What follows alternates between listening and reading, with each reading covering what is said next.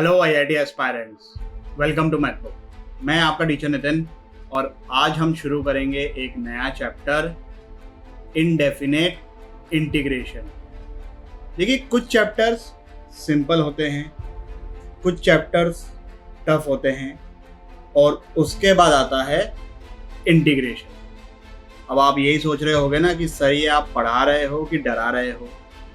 मैं डरा नहीं रहा हूँ, मैं आपको आने वाले खतरे से आगाह कर रहा हूँ। बाहुबली मूवी देखी है, पहली वाली। उसमें जब कालिके माहिष्मती पर अटैक करता है तो भल्लाल देव का पापा रहता है ना, बिज्जल देव, वो एकदम ताव में बोलता है कि माहिष्मती के पास 25,000 सैनिक बल हैं, कालिके के पास कितने हैं। तब वो गुप्तचर बताता है कि कालिके के पास 1,00,000 सैनिक बल है। तब इनको रियलाइज होता है कि अच्छा, उसके पास हमसे 4 गुना ज़्यादा है। और ये उसी तरीके से प्रिपरेशन करते हैं वॉर की। अब अगर मान लो कि इनको ये इन्फॉर्मेशन होती ही नहीं कि उसके पास 1,00,000 का सैनिक बल है और ये मुंह उठा के चले जाते ऐसे ही बिना किसी तैयारी के वॉर में, तो काल के तो करते करते इनकी बैंड बजा देता। So it is very important to know the capacity of your enemy. यहाँ पर हमारा दुश्मन कौन है? इंटीग्रेशन। हमें करना है इसका सर्वनाश। अब इस चैप्टर को हैंडल करने के लिए अपन पढ़ेंगे 3 methods, approaches to simplify integration. They are simple, उसमें कोई दिक्कत वाली बात नहीं। और फिर हमारे पास करीब 15 से 16 फॉर्म्स हैं, या प्रोफाइल से बोल लो। मतलब इस टाइप का क्वेश्चन आएगा तो हम उसको इस तरीके से हैंडल करेंगे, इस टाइप का क्वेश्चन आएगा तो उस तरीके से हैंडल करेंगे। And I am not talking about formulas.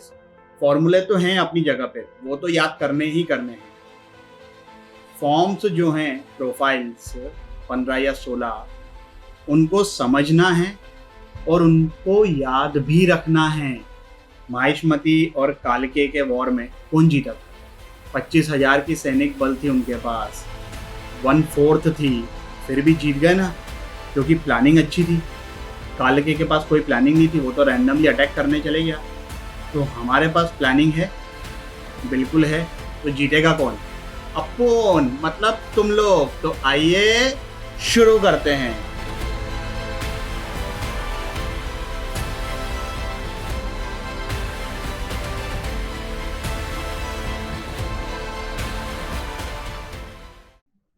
Indefinite integration. अब आई एम श्योर कि आप लोगों को ये पता होगा कि इंटीग्रेशन जो है वो इनवर्स ऑफ डिफरेंशिएशन है। इतना बेसिक्स तो फिजिक्स में ऑलरेडी कवर कर लेते हो, तो we will directly jump up to this expression. अगर किसी फंक्शन का डिफरेंशिएशन, मतलब एफ एक्स का differentiation with respect to X G X है, देन जी एक्स का integration with respect to X will be F x plus C. C क्या होता है? Constant of integration. क्यों आता है भाई? यहां पर मान लो कि एफ एक्स की जगह मैं एफ एक्स प्लस 1 का डिफरेंशिएशन करता विथ रिस्पेक्ट टू एक्स, तो 1 तो एक कांस्टेंट है, कांस्टेंट का डिफरेंशिएशन क्या होगा? 0। तो एफ एक्स प्लस 1 का डिफरेंशिएशन भी जी एक्स आता, एफ एक्स प्लस 2 का डिफरेंशिएशन भी जी एक्स आता। एफ एक्स प्लस कोई सा भी कांस्टेंट होता तो उसका डिफरेंशिएशन जी एक्स ही आता। तो अब जब मैं जी एक्स का इंटीग्रेशन कर रहा हूं, तो मुझे क्या पता कि कांस्टेंट क्या है? पता है क्या? नहीं पता है ना। तो अपन ऐसे प्लस सी लिख देते हैं, which is constant of integration.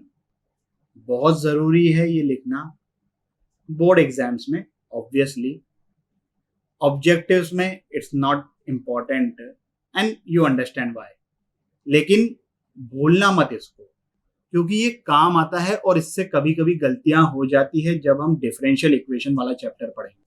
तो ये लिखने की आदत डाल लो। मतलब ऐसा हो जाना चाहिए कि सबकॉन्शियसली भी अगर आप इनडेफिनेट इंटीग्रेशन का क्वेश्चन सॉल्व कर रहे हो तो आखिरी में प्लस सी लिख दो। चलिए भाई, ये अपने बेसिक फॉर्मूलेज जो डायरेक्टली डिफरेंशिएशन से आए हैं। साइन एक्स का डिफरेंशिएशन क्या होता है? Cos x. तो कॉस एक्स का इंटीग्रेशन क्या हो जाएगा? साइन एक्स प्लस सी। प्लस सी लगाना भूलने का नहीं है भाई। ओके, तो ये वही सब फॉर्मूलेज हैं। आई एम श्योर आप लोगों को ऑलरेडी पता है, एक बार देख लो, नज़र मार लो, स्क्रीनशॉट ले लो। फंडामेंटल थ्योरम्स, 3 फंडामेंटल थ्योरम्स हैं, इनको ध्यान रखना है। 3 के बाद चौथा अपने मन से क्रिएट नहीं करना है। I will explain in detail, I will also explain कि कहाँ पर गलती हो जाती है। पहले इन तीनों को पढ़ लेते हैं भाई। अगर k कोई कांस्टेंट है, constant with respect to x, तो integration of k f x d x will be same as कि हमने ये k को इंटीग्रेशन के साइन के बाहर निकाल लिया। कांस्टेंट है ना विद रिस्पेक्ट टू x, ठीक है। Integration of f x plus g x या f x minus g x, तो इनको मैं सेपरेट कर सकता हूं। Integration of f x d x plus या minus integration of g x d x. Okay, तीसरा थ्योरम जो है, अगर एफ एक्स का इंटीग्रेशन ये कैपिटल एफ एक्स है प्लस सी, तो f of a x plus का integration will be capital f of a x plus B, और ये डिनोमिनेटर में ए आ जाएगा which is the coefficient of x. जैसे डिफरेंशिएशन में होता था कि मल्टीप्लिकेशन में आ जाता था, वैसे इंटीग्रेशन में डिवीजन में। लॉजिकल है ना। वो इंटरनेट पे होता है ना, most common mistakes by beginners, वैसे ही क्लिकबेट टाइप की हेडिंग अपन भी लिख लेते हैं भाई। अगर आपको एफ एक्स का इंटीग्रेशन पता है, इसका मतलब ये नहीं है कि आपको एफ ऑफ एक्स स्क्वायर का इंटीग्रेशन पता है, या f x whole raise to power 2 का इंटीग्रेशन, या होल रेज टू पावर 3, या मतलब एफ एक्स की कोई सी भी पावर उसका इंटीग्रेशन पता है। हो भी सकता है, नहीं भी हो सकता है, वो फंक्शन पे डिपेंड करेगा। बट डिफरेंशिएशन में ऐसा नहीं होता है। डिफरेंशिएशन तो हम किसी भी फंक्शन का कर लेते हैं, क्योंकि वहां पर हमारे पास multiplication rule, division rule, chain rule, ये 3 चीजें हैं, और वो 3 चीजें इंटीग्रेशन में नहीं है। अपने मन से अज्यूम मत कर लेना।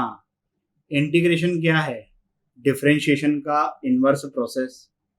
अब अगर मान लो कि आपने कोई फंक्शन अपने मन से क्रिएट किया और सोचा कि चलो मैं इसको इंटीग्रेट करता हूं, अगर वो फंक्शन किसी फंक्शन का डिफरेंशिएशन है ही नहीं, तो आप इसको इंटीग्रेट करोगे कैसे? For example, e raise to power x square, इसका इनडेफिनेट इंटीग्रेशन एग्जिस्ट नहीं करता है, क्योंकि कोई भी फंक्शन ऐसा नहीं है जिसका डिफरेंशिएशन ये आए। अब जब किसी फंक्शन का डिफरेंशिएशन ये नहीं है, तो इसका इंटीग्रेशन वो कैसे होगा जो है ही नहीं। वैसे ही साइन एक्स स्क्वायर, मैं साइन स्क्वायर एक्स की बात नहीं कर रहा हूं, साइन एक्स स्क्वायर, इसका भी इनडेफिनेट इंटीग्रेशन एग्जिस्ट नहीं करता है। और जो अभी मैंने कहा था कि डिफरेंशिएशन वाले रूल, मल्टीप्लिकेशन, डिवीजन, चेन, ये जबरदस्ती इंटीग्रेशन में मत लगा देना। जैसे साइन स्क्वायर एक्स का इंटीग्रेशन, कि भाई चलो मैंने इसमें चेन रूल लगा दिया, तो x raise to power n का इंटीग्रेशन क्या होता है? X raise to power n plus 1 divided by n plus 1। तो वही चीज यहाँ पे करी, 2 प्लस 1 डिवाइडेड बाय 2 प्लस 1, ये तो ये आ गया, और फिर साइन एक्स का इंटीग्रेशन माइनस कॉस एक्स, ये नहीं है। अब साइन स्क्वायर एक्स को कैसे हैंडल करेंगे वो भी हम देखेंगे, लेकिन ये चीजें ध्यान रखना भाई। सही क्या है वो तो हम कर लेंगे, लेकिन हमें ये ध्यान रखना है कि हम गलत नहीं करें। इस क्वेश्चन को सॉल्व करना है 3 मिनट के लिए वीडियो को पॉज करके। चलिए भाई डायरेक्टली आंसर लिखेंगे। सिंपल सा क्वेश्चन है, साइन का इंटीग्रेशन माइनस कॉस, और ये जो ए एक्स प्लस बी वाला है थ्योरम नंबर 3, तो ये आंसर आ गया खट्ट से। ओके, आगे बढ़ते हैं। इस क्वेश्चन को सॉल्व करिए 3 मिनट के लिए वीडियो को पॉज करके। चलिए भाई, क्या आंसर है? जिन लोगों का ये आंसर आ गया है सॉल्यूशन को स्किप कर दीजिए। देखिए ये साइन स्क्वायर एक्स है, अगर ये साइन 2x होता तब तो इसका आंसर हम इजीली निकाल लेते थ्योरम नंबर 3 से। मतलब ट्रिग्नोमेट्री में हायर एंगल तो हमको आता है सॉल्व करते, ये किया ना। अब यहाँ पर 2 की जगह 20 होता तब भी हमें आंसर निकालते आता है। तो हम हायर पावर को कन्वर्ट करेंगे हायर एंगल में। उसके लिए ट्रिग्नोमेट्री के फॉर्मूले ढंग से याद होने चाहिए। 2 साइन स्क्वायर एक्स, इसको मैं लिख सकता हूं 1 माइनस कॉस 2x। अब इसको इंटीग्रेट हम इजीली कर लेंगे। 1 का इंटीग्रेशन x, कॉस 2x का इंटीग्रेशन साइन 2x बाय 2। ये 1/2 अंदर चले जाएगा तो आंसर उस फॉर्मेट में आ जाएगा। As simple as that. आगे बढ़ते हैं और इसको सॉल्व करिए 3 मिनट के लिए वीडियो को पॉज करके। चलिए भाई क्या आंसर है। जिन लोगों का ये आंसर आ गया है सॉल्यूशन को स्किप कर दीजिए। जिन लोगों का नहीं आया देख लीजिए भाई। ये जो डरावना सा एक्सप्रेशन है न्यूमरेटर में, ध्यान से देखो तो ये है, और डिनोमिनेटर में एक्स क्यूब तो as it is. Technically mod आना चाहिए but x square plus 1/x², ये तो पॉजिटिव है इसलिए यहां पर हमने मॉड नहीं लिखा। आगे का प्रोसेस एकदम सिंपल।